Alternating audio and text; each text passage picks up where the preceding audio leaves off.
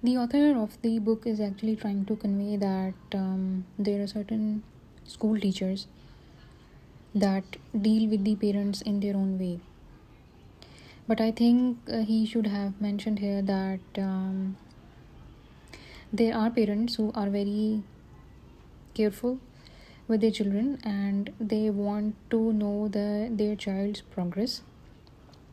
That's why they often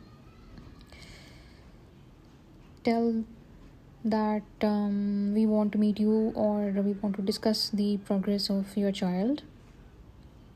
Why? Because sometimes a child is actually like not only sometimes it is always the thumb rule that a child's progress should always be discussed with his or her parents, or at least with their some guardians who have actually admitted them in that high school or school or whatever that institution status is.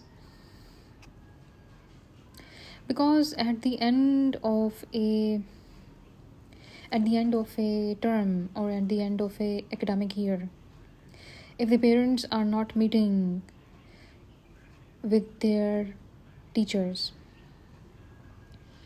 and they are not discussing what the hindrances or what were the obstacles that their children faced, it is quite possible that their children will not share anything with their parents at all.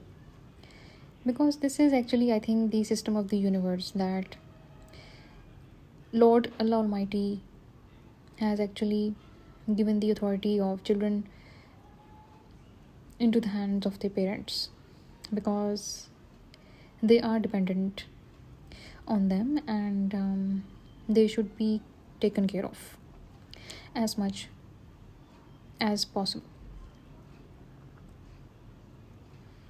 Now, the book says that